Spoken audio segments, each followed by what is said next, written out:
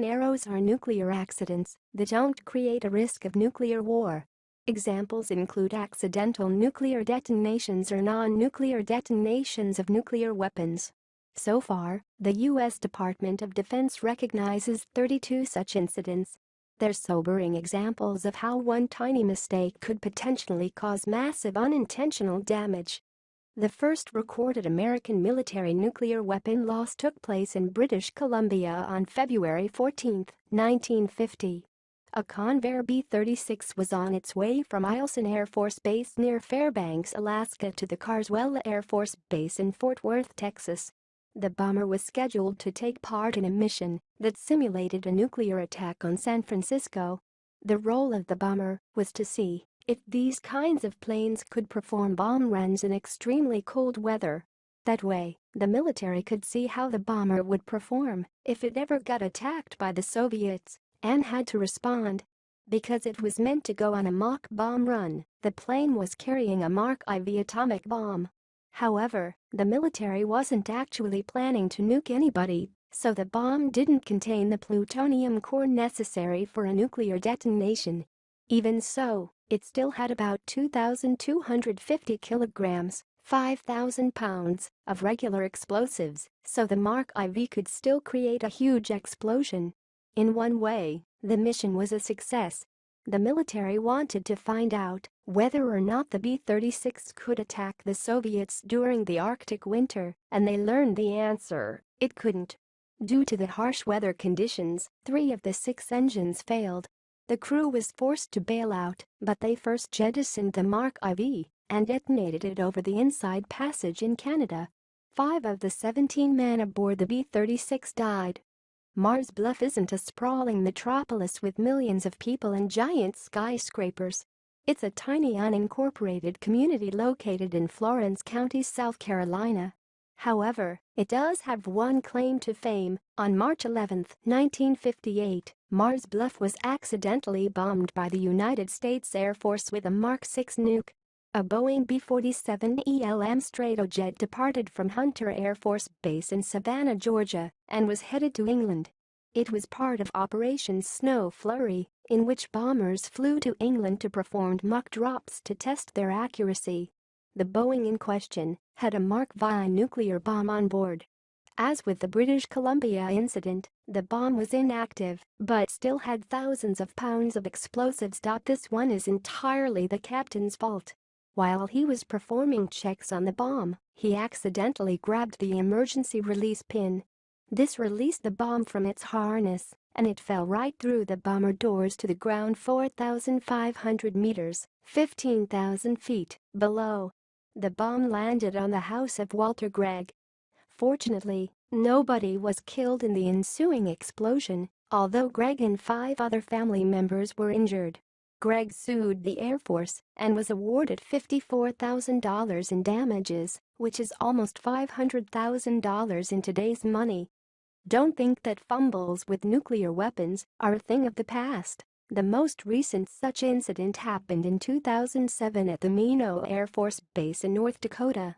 The mission was supposed to be pretty simple: deliver a load of unarmed M129 ACM cruise missiles to a weapons graveyard. A dozen of them were loaded onto a B-52, 6 on each side. The officer in charge came and gave a quick inspection with a passing glance at the missiles on the right side before signing off on the mission. If he bothered to look on the left side, he would have noticed something quite interesting. The 6 missiles were all still armed with nuclear warheads, each with the power of 10 Hiroshima bombs. This fun fact went unnoticed for the next 36 hours. During that time, the missiles flew across the country to Louisiana without any kind of safety protocols in place or any other procedure normally required when transporting nuclear weapons. In the end, things turned out fine, which is why this incident was never classified as a broken arrow. Rather, it's a bent spear, an event involving nuclear weapons of significant concern without involving detonation. Even so, when word got out, the public was quite distressed to find out exactly how easily 6 incredibly dangerous nuclear weapons can get misplaced through simple error. The year 1958 wasn't a brilliant year for the U.S. military. This is the second of 3 broken arrow incidents that year, this time taking place in the waters off Tybee Island near Savannah, Georgia. A 3,500 kilogram, 7,600 pounds, Mark 15 nuclear bomb was aboard a B-47 bomber engaged in standard practice exercises. What was not so standard was an accidental collision with an F-86 fighter plane, significantly damaging the B-47's wing. The bomber was barely airborne, so the crew jettisoned the bomb in preparation for an emergency landing. The bomb was jettisoned over the waters of the Savannah River. To the crew's surprise, they never heard an explosion. The pilot guided the bomber safely to the nearest Air Force base and even received a Distinguished Flying Cross for his actions. However, there was still one question left unanswered: where was the giant nuclear bomb? That's a question still unanswered today. The bomb was never found. Even now, over 55 years after the accident, people are still looking for it. Experts agree that the bomb ended up somewhere at the bottom of the Wassaw Sound, where it should still be today, buried under several feet of silt. The military does have a tendency to lose a nuclear weapon every now and then without ever recovering it. However, in these cases, they at least have some idea of where the bombs ended up. That is not the case with this broken arrow. It is, without a doubt, the most mysterious incident of its kind. On March 10, 1956, a B-47 Stratojet took off from MacDill Air Force Base in Florida carrying capsules with nuclear weapon cores. It was headed to a then undisclosed foreign military base, later revealed to be Ben Guerir Air Base in Morocco.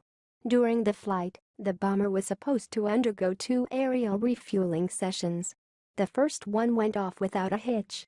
When the second tanker arrived to meet up with the B-47, the bomber was nowhere to be found. And it was never found again.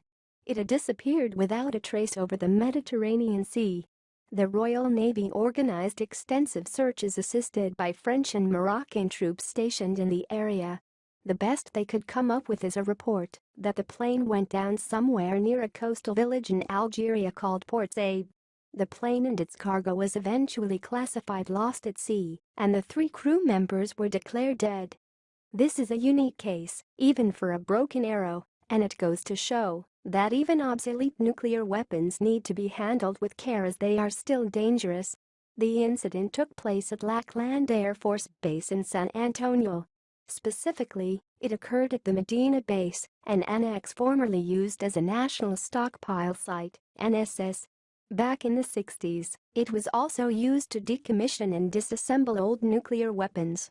On November 13, 1963, the annex experienced a massive chemical explosion when 56,000 kilograms, 123,000 pounds, of non-nuclear explosives detonated. Shockingly, there were no casualties, and only 3 workers received minor injuries. The nuclear components were stored in a different part of the building, so radioactive contamination was minimal.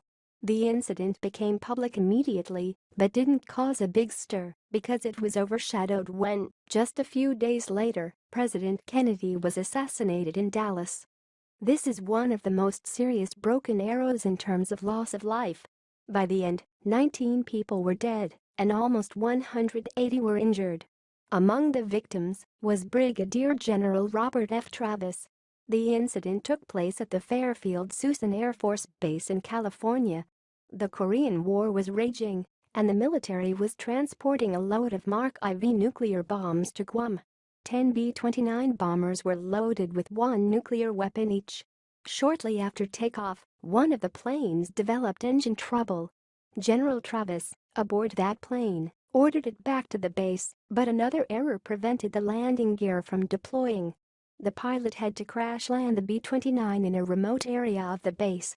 Of the 20 people aboard the plane, 12 died on impact, including Travis. Ground personnel tried to put out the fire before the bomb would explode, but the Mark IV detonated, and the 2,300 kilograms, 5,000 pounds, of conventional explosives caused a massive blast that killed 7 more people. The military tried to cover up the incident by claiming that the plane was loaded with only conventional explosives. The accident report made no mention of nuclear weapons aboard the bomber. The base was soon renamed Travis Air Force Base in honor of the general. The incident that happened in Palomares, Spain on January 17, 1966 was a bad one, even for a broken arrow. For starters, it involved the destruction of 2 different aircraft and the deaths of 7 of the people aboard them. Moreover, it involved 4 hydrogen bombs, 2 of which exploded. Lastly, it all took place in a foreign land, hurting the United States politically. A B-52G bomber was flying over the Mediterranean Sea when it was approached by a tanker for a standard mid-air refueling.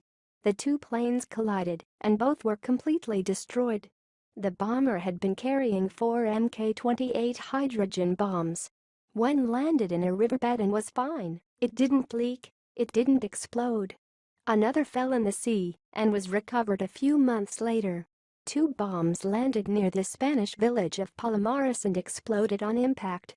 They contaminated a 2.5 square kilometer, 1 mi2, area, although nobody was killed in the blasts. A few months later, the U.S. government was sued by Spanish fisherman Francisco Simo Ortiz, who had helped find the bomb that fell in the sea. According to maritime law, he was entitled to the salvage reward, which was 1% of the hull's total value. Luckily for him, the value of that salvage happened to be $2 billion, so he asked for $20 million. He settled out of court for an undisclosed sum. This Greenland incident, commonly referred to as the Thule accident, took place just 2 years after Palomares and has a lot of similarities with the previous Broken Arrow. It involved 4 different hydrogen bombs, and it took place in a foreign land, causing diplomatic problems for the United States. On January 21, 1968, a B-52 bomber carrying 4 hydrogen bombs was flying over Baffin Bay in Greenland when the cabin caught fire.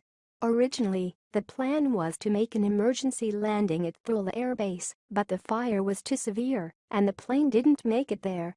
6 of the 7 crew members made it out alive, while the bomber crashed into the sea ice. Any of the bombs detonated, spreading radioactive contamination over a 300-meter, 1,000 feet, area. All of the contaminated snow and ice, roughly 7,000 cubic meters, 250,000 ft3, was removed and disposed of by the United States. Another bomb simply burned without exploding, and 2 others fell into the icy waters. One of those was eventually recovered about 10 years later, but the other one is still somewhere at the bottom of Baffin Bay. Oddly enough, the Danish government got into more trouble than the American one. Greenland is a territory administered by Denmark, and the country had implemented a nuclear-free policy in 1957.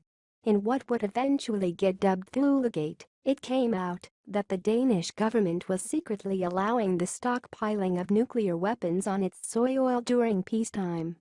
We've finally arrived at the most famous Broken Arrow in U.S. history, one mostly made famous by the government covering it up for almost 30 years. On May 22, 1957, a B-36 bomber was transporting a giant Mark 17 hydrogen bomb from Texas to the Kirtland Air Force Base near Albuquerque, New Mexico. This was one of the biggest nuclear bombs ever made, 8 meters, 25 feet, in length and with an explosive yield of 10 megatons. Everything was going fine until the plane was about 6 kilometers, 4 mi, from the base. Then, for reasons that remain unknown, the bomb safety harness failed. The giant hydrogen bomb fell through the bay doors of the bomber and plummeted 500 meters, 1,700 feet, to the ground. TWO pieces of good news came after this. First, the plutonium pits hadn't been installed in the bomb during transportation, so there was no chance of a nuclear explosion. Second, the bomb landed in a mostly empty field. It produced a giant explosion, left a 3.5-meter, 12 feet, deep crater, and spread radioactive contaminants over a 1.5-kilometer, 1 mi, area. But the damage was minimal, and there was only one casualty, an unfortunate cow that was grazing in the vicinity of the explosion. For 29 years, the government kept the accident at Kirtland a secret. This practically ensured that, when it was eventually revealed, everyone treated it like a huge deal, even though much worse broken arrows had happened since.